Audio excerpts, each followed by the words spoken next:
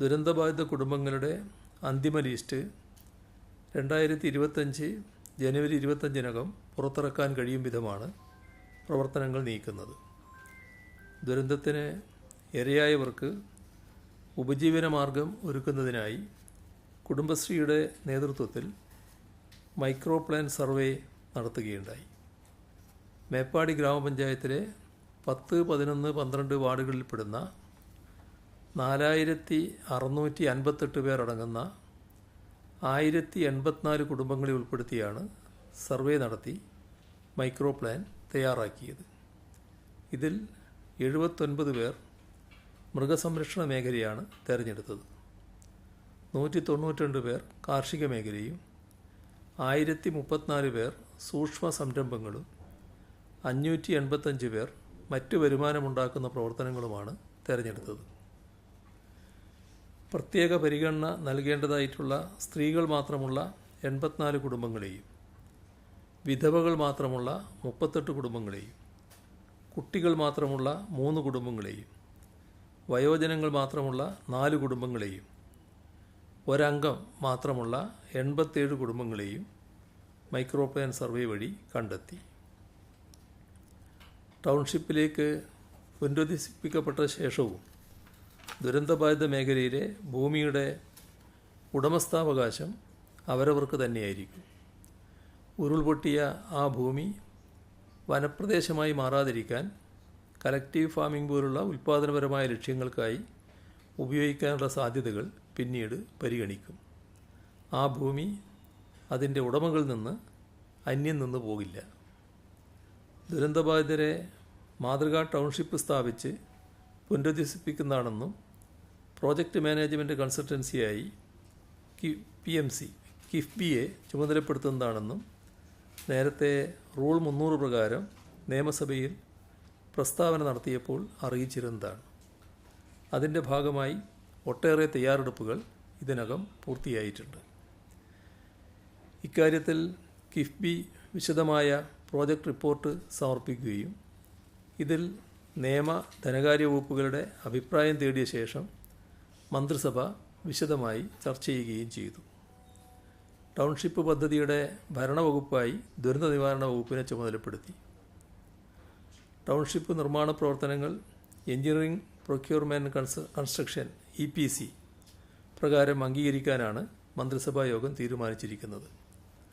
തൊഴിലുടമയുടെ പ്രതിനിധിയായി കിഫ്ബിയുടെ അനുബന്ധ സ്ഥാപനമായ കിഫ്കോണിനെ ചുമതലപ്പെടുത്താനും മന്ത്രിസഭാ യോഗത്തിൽ തീരുമാനമായി.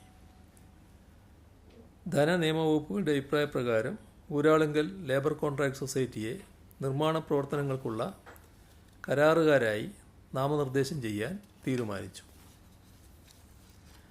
ഭരണാനുമതി നൽകുന്നതിന് മുൻപ് DSR 2018 പ്രകാരമുള്ള എസ്റ്റിമേറ്റ് തയ്യാറാക്കുന്നതടക്കമുള്ള കാര്യങ്ങൾ പരിശോധിക്കുന്നതാണ്. ഈ വ്യവസ്ഥകളുടെ അടിസ്ഥാനത്തിലാണ് പദ്ധതിക്ക് തത്വത്തിലുള്ള അംഗീകാരം നൽകിയത്. ത്രിതല സംവിധാനമാണ് പുനരധിവാസ പദ്ധതി നടപ്പിലാക്കാൻ ഉണ്ടാവുക.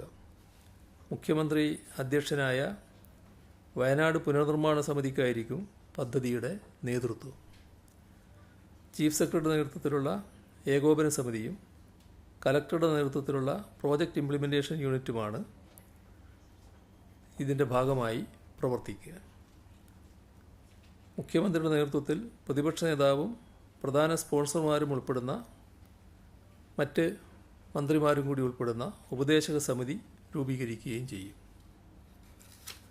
പദ്ധതി നടത്തിപ്പിലെ സുതാര്യതയും ഗുണമേന്മയും ചീഫ് സെക്രട്ടറിയുടെ അധ്യക്ഷതയിലുള്ള സമിതി ഉറപ്പുവരുത്തും. സർക്കാർ PMC പ്രതിനിധികളും മൂന്നാം കക്ഷി എന്ന നിലയിൽ ഒരു സ്വതന്ത്ര എഞ്ചിനീയർ, സ്വതന്ത്ര ഓഡിറ്റർ എന്നിവരും അടങ്ങിയ ഗുണനിലവാരം ഉറപ്പാക്കാൻ ഉള്ള സംവിധാനമായിരിക്കും ഈ സമിതി. പ്രോജക്റ്റുമായി ബന്ധപ്പെട്ട എല്ലാ കരാർ രേഖകളും പരിശോധിച്ച് ശുപാർശ ചെയ്ത് അംഗീകാരത്തിനായി ചീഫ് സെക്രട്ടറിക്കും ഭരണവകുപ്പിനും നൽകുന്നതിന് ധനകാര്യ വകുപ്പിനെ ചുമതലപ്പെടുത്തി.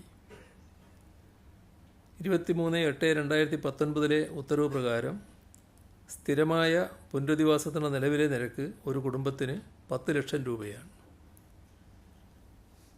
വയനാട് ഉരുൾപൊട്ടൽ ബാധിതരുടെ കാര്യത്തിൽ ടൗൺഷിപ്പിന് പുറത്ത് താമസിക്കാൻ ആഗ്രഹിക്കുന്നവർക്ക് 15 ലക്ഷം രൂപ നൽകും ഒരു കുടുംബത്തിന്. ഇതേ തുക തന്നെ വിലങ്ങാട്ടെ പുനരധിവസിപ്പിക്കേണ്ട ദുരന്തബാധിതർക്കും അനുവദിക്കും. ഈ 2 ഉരുൾപൊട്ടലുകളുമായി ബന്ധപ്പെട്ട ദുരന്തത്തിന് ഇരയായവർക്ക് മാത്രമാണ് ഈ തീരുമാനം ബാധകമായിരിക്കുക. പുനരധിവാസം വേണ്ട 5 ട്രൈബൽ കുടുംബങ്ങളാണുള്ളത്. അവരുടെ താല്പര്യമനുസരിച്ചുള്ള പുനരധിവാസമാണ് ഏർപ്പെടുത്തുക. ഇപ്പോൾ അറിയുന്നത് 4 കുടുംബങ്ങൾ ടൗൺഷിപ്പ് തന്നെ സ്വീകരിക്കുമെന്നാണ്.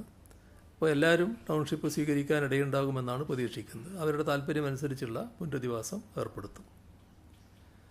ധനവകുപ്പ് അംഗീകരിച്ച പ്രകാരമുള്ള സ്പോൺസർഷിപ്പ് ഫ്രെയിംവർക്ക് അംഗീകരിക്കും. സ്പോൺസർഷിപ്പ് പ്രകാരം ലഭിക്കുന്ന തുക സ്വീകരിക്കുന്നതിനും അത് വയനാട് പുനരധിവാസ പദ്ധതിക്ക് വേണ്ടി ഉപയോഗിക്കുന്നതിനും ഒരു ഡെഡിക്കേറ്റഡ് ബാങ്ക് അക്കൗണ്ട് തുറക്കും. വയനാട് പുനരധിവാസ പദ്ധതിക്കായി CMDRF, SDRF, sponsorship, CSR fund, PDNAയുടെ റിപ്പോർട്ടിൻ്റെ അടിസ്ഥാനത്തിൽ ലഭ്യമാകുന്ന കേന്ദ്ര സഹായം എന്നിവ വയനാട് ടൗൺഷിപ്പ് പ്രോജക്റ്റിനായി വിനിയോഗിക്കും.